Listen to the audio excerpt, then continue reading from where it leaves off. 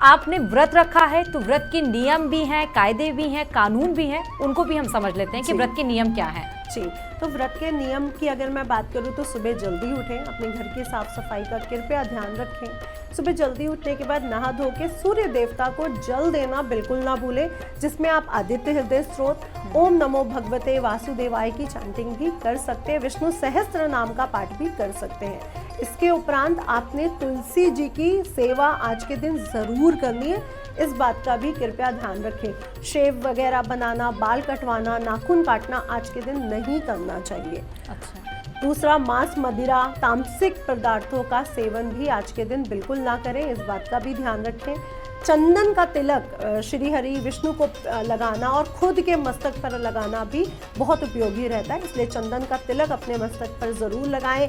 साफ स्वच्छ वस्त्र पहने, अपने कार्यों को सही से निभाएं और व्रत रखते हुए, जिसमें आप कट्टू के आटा, व्रत का जो फलाहारी भोजन है, आलू है, शकरकंद है, इसका प्रयोग करते हुए पूरा दिन व्रत रखें और मंत्रों का जाप, श्री राधे राधे, जय श्री कृष्ण जैसे भी मंत्रों का जाप करते हुए अगर आप इस दिन को मनाते हैं तो बहुत शुभ रहता है। पूरी रात जागे, क्योंकि आज की रात बहुत विशेष है। आज की रात को मोह रात्रि कहा गया है। हाँ। और आपको मैं बता दूं कि जैसे होली की रात बहुत विशेष होती है, दिवाली की रात बहुत विशेष होती है, होली की रात को दारुण रात्रि कहा गया है, दिवाली की रात को काल रात्रि कहा गया है। उसमें मोह रात्रि और भी ज्यादा विशेष हो जाती है, क्योंकि कहा जाता है कि पूरी सृष्टि मोह माया के अंतर्गत चली जाती है। हाँ। तो यहाँ पे जो माँ की जो शक्ति है, मोह शक्ति, वो जागृत हो जाती है और कहा जाता है कि आकाश मंडल के सारे पोर्टल खुल जाते हैं। तो आज की रात बिल्कुल भी नहीं सोना चाहिए, जैसे शिवरात्रि को भी हम मना करते हैं कि सोना नहीं चाहिए, तो पूरी रात जागरण करिए, ये आपके लिए बहुत शुभ रहेगा। और रीढ़ की हड्डी सीधा रखने से भी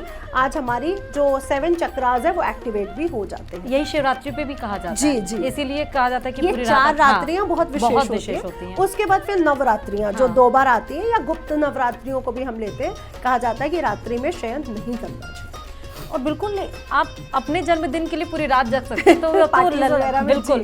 तो गोविंद जी सीधे धरती पर पधारे तो उनके लिए तो जग ही सकते हैं। देखिए, हमने व्रत के नियम भी आपने बताया, पूजा विधि विधान से कैसे किया जाए, क्या ना करें और कैसे करें। जी, ये बहुत अच्छा है, क्योंकि हम लोग श्री हरि कृष्ण का जन्म भी करवाते हैं और एक प्रतीकात्मक एक प्रतिक्रिया करते हैं, जिसमें हम खीरे को काटकर कृष्ण लल्ला जी का जन्म करवाते हैं। तो ये आप अपने घर में रिचुअल्स के हिसाब से भी कर सकते हैं। वैसे क्योंकि खीरे को बहुत शुद्ध और पवित्र माना गया है और उसकी जो नाड़ रहती है वो बिल्कुल शिशु के नाड़ जैसी देखी गई है, मानी गई है। तो प्रतीकात्मक हम क्या करते हैं कि खीरे को चांदी के सिक्के से, या कोई भी सिक्का अगर हमें मिल जाता है, तो उससे एक पीस काट कर उसमें से बीजों को निकाल कर लल्ला को उस पर रख देते हैं और रात्रि जब 12:04 होंगे तो उनका जन्म करवाएंगे।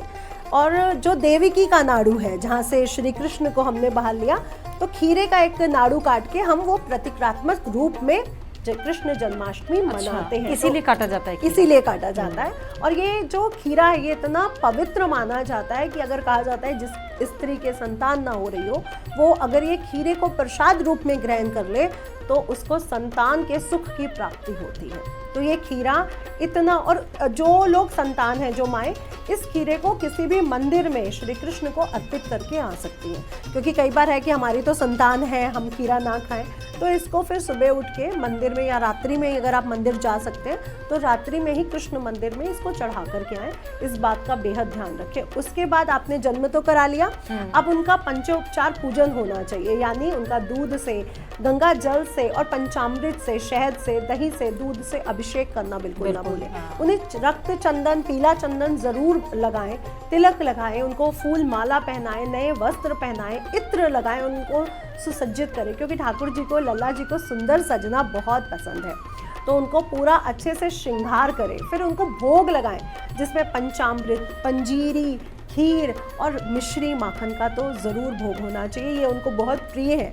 और सब में तुलसी दल ज़रूर होना चाहिए, ये नहीं भूलना है हम लोगों को। अच्छा, ये भी कहा जाता है कि जब हम पूजा या उनका भोग लगाते हैं तो पंजीरी या हलवा या लड्डू ही बना ले धनिये का जी कहा जाता है। कहा हाँ। जाता है कि जब वो कहते हैं ना प्रेगनेंसी के बाद जब बच्चा पैदा होता है तो माता के लिए भी धनिये की जो चीजें हैं वो दुग्ध उत्पादन में अच्छी हेल्प करती है। हाँ। इसलिए धनिये की पंजीरी भी हमारे घरों में बनाई जाती है क्योंकि ये माँ के लिए बहुत अच्छी होती है। और हम लोग यहाँ पर देवकी मैया को और यशोदा मैया को भूलेंगे नहीं। हाँ, बिल्कुल। क्योंकि श्री कृष्ण का हम जन्म करवा रहे हैं और उनकी माँ को अगर आप भूल जाएं तो हमारी पूजा कैसे पूरी तरह स्वीकृत होगी। इसलिए धनिये की भी पंजीरी कई घरों में बनती है, वो भी आप जरूर बनाएं। और ठाकुर जी को मिश्री माखन का भोग तो लगाना, पंचामृत का भोग लगाना, स्पेशली तुलसी जी के साथ, तुलसी दल के साथ बिल्कुल ना